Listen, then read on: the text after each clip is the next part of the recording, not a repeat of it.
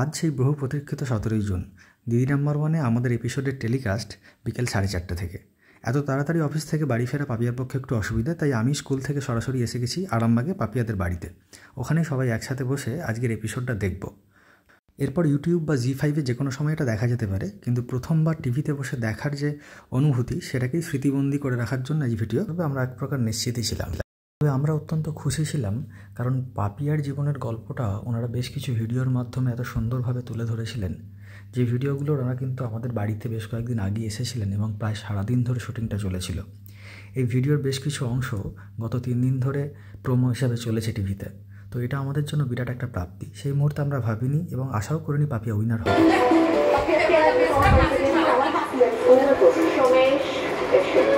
বাকিটা তো নাম ডাকে না, তুমি নাম বললে কেন?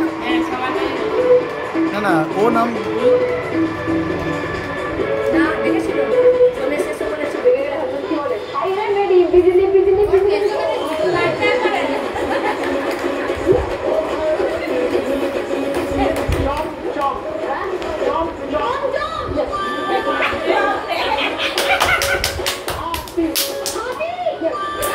না পারলে আমার মার ফাঁকে বসতে নেই।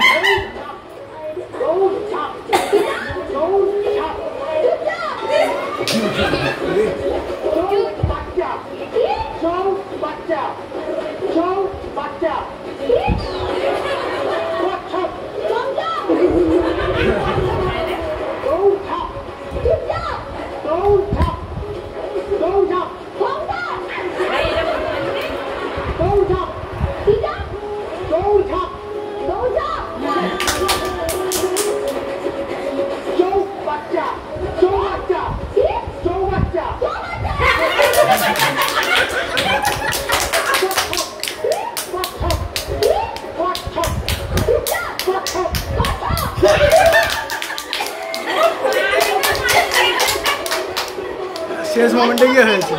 এই দুটো রাউন্ডের পর নিজের পরিচয় এবং জীবনের গল্প বলার যে অংশটা, তার শুটিং কমপ্লিট হলো এবং কথা বলার এই মানসিক চাপটা কাটিয়ে ওঠার পর পাপিয়া খেলাটা একটা অন্য পর্যায়ে নিয়ে চলে গেল। এখানে বাকি প্রতিযোগিতায় শুধুমাত্র দর্শক হয়ে দাঁড়িয়ে থাকা ছাড়া আর কোনো উপায় রইল না।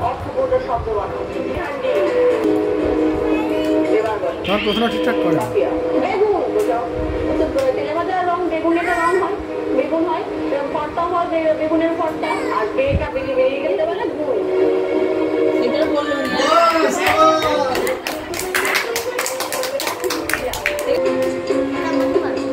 ওখানে উত্তরটা দেওয়ার পর না বেশ খানিক একটা পজ থাকে, পিসিআর থেকে কনফার্মেশন। হ্যাঁ ঠিক বলেছে। আমার মেসো মশাই মা বলছে না হয় না, মামা আর মামার মা মনে আমার দিবে।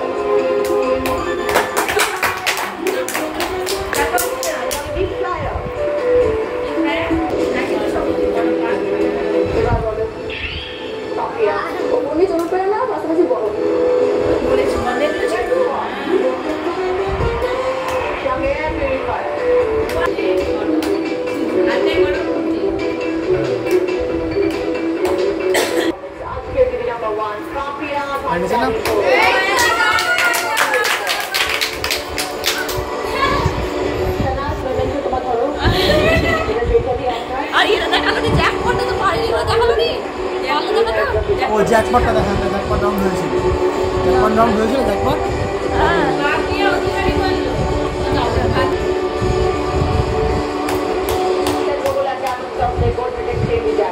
তখনও নাচছে, বিজলি বিজলি তখনও নাচছে।